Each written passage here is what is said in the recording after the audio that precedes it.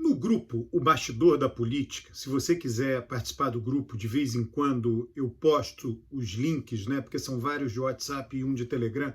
Eu de vez em quando posto os links do grupo no meu Twitter, né? No grupo eu já falei da capacidade de transferência de votos de artistas, né? Como a Anitta. Veja só, né? Eu não tenho nada contra nenhum artista, né? Uma coisa é o julgamento que eu tenho de sua trajetória empresarial, de sua trajetória, né, profissional no mundo das artes.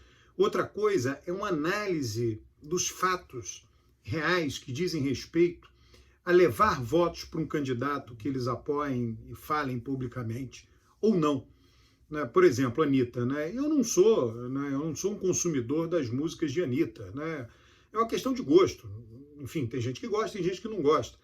Né? Agora, eu acho que a Anitta é absolutamente brilhante. Né? Eu, se tivesse a capacidade de liderar um órgão do tipo um BNDES, uma coisa assim, a gente sabe lá que a Coreia do Sul fez aquela Q-Music, né? A música pop deles, conquistar o mundo. Né? Isso daí é uma ação como é que se diz, soft power, né? Quer dizer, o poder leve, o poder, né? Você divulga o país vai levando sua marca, né? A seleção brasileira, a capacidade do Brasil de jogar bola é soft power, né? Então, uma música pop que conquistasse o mundo, né? No caso brasileiro, seria um importante elemento soft power nosso. Eu acho que a Anitta seria uma grande líder disso. Né? Não sei se ela se interessaria, porque teria competidores e competidoras aí. Né? Então, só isso revela, né, como eu reconheço a capacidade de Anitta e como eu acho a Anitta relevante para o Brasil. Né? Isso é uma coisa, como se diz, uma coisa é uma coisa, outra coisa é outra coisa. Só que a Anitta não leva votos para Lula. Primeira coisa, algo absolutamente cabal. Né? Cabal. Né? Duas pesquisas do Datafolha. Né? Entre uma pesquisa e outra, nós vimos vários acontecimentos, apoio de Gustavo Lima, Bolsonaro, apoio de Anitta, Lula, vários acontecimentos. E não mudou nada. Né? Se tivesse o poder realmente de mudar, alguma coisa teria se alterado fora da margem de erro da pesquisa. E não mudou nada.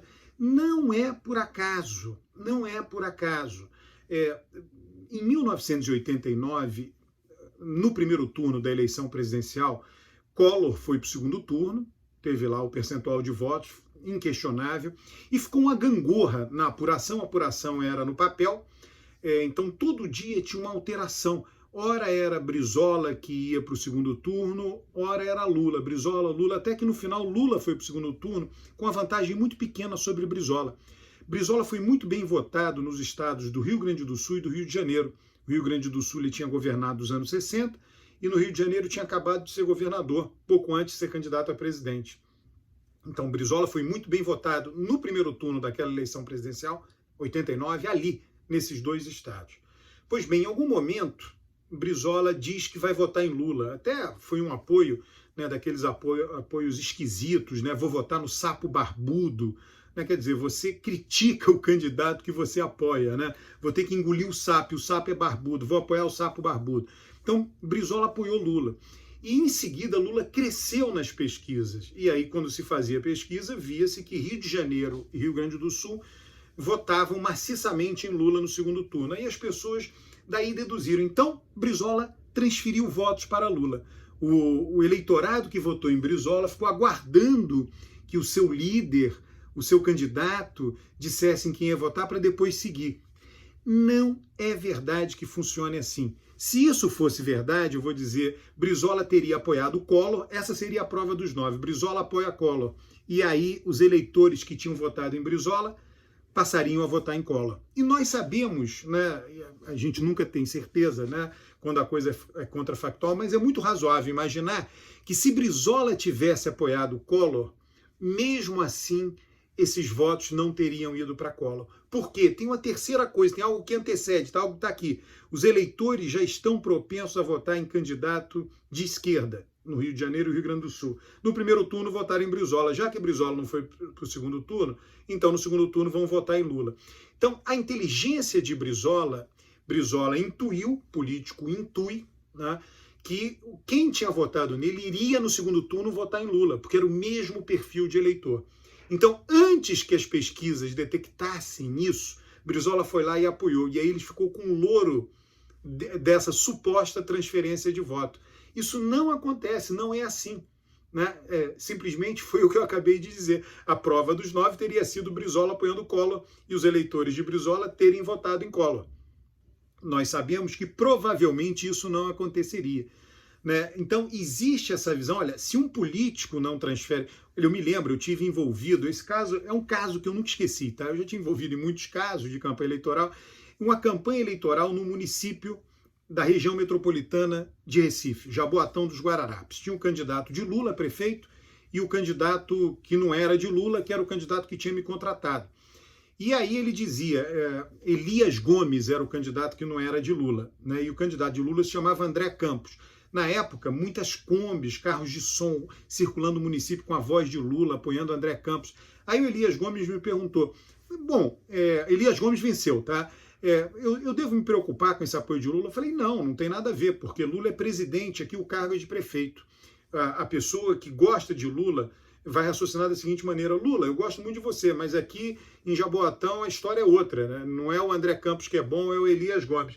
Foi o que aconteceu. Né? Quando você está num cargo, né, diferente, você não tem este poder de transferir votos. O Elias Gomes venceu. Né? Eu disse, deixa falar, não tem problema. Elias Gomes venceu a eleição. Então você imaginar que Anitta, Caetano Veloso, Gustavo Lima, né, a pessoa está esperando. Imagina, tem uma pessoa que gosta de Caetano Veloso, gosta da música dele, aprecia a música dele, põe para ouvir lá no celular, no Spotify, gosta da Anitta, vai a shows de Anitta. Então, você acha realmente que essa pessoa está parada esperando e não escolheu o seu candidato a presidente, está parada esperando para saber em quem a Anitta vai votar, então segue a Anitta? É muito desprezo com o eleitor imaginar isso. Tá? A pessoa já decidiu, a pessoa já está decidida a votar em Lula. E se a Anitta diz, declara o voto em Lula, a pessoa vai dizer, que legal, a Anitta vai votar no mesmo candidato que eu vou votar. E se a pessoa gosta de Anitta e vota em Bolsonaro? Aí a Anitta diz, vou votar em Lula. Eu falei, que pena, né? Gosto muito, a música da Anitta é ótima, bababá, a pessoa vai pensar assim, mas que pena que ela não vota, não gosta do mesmo candidato que eu gosto. É assim, né? São mundos diferentes. A pessoa segue um cantor, segue um escritor, segue um intelectual por conta do seu mérito em sua área. Uma coisa é uma coisa, outra coisa é outra coisa.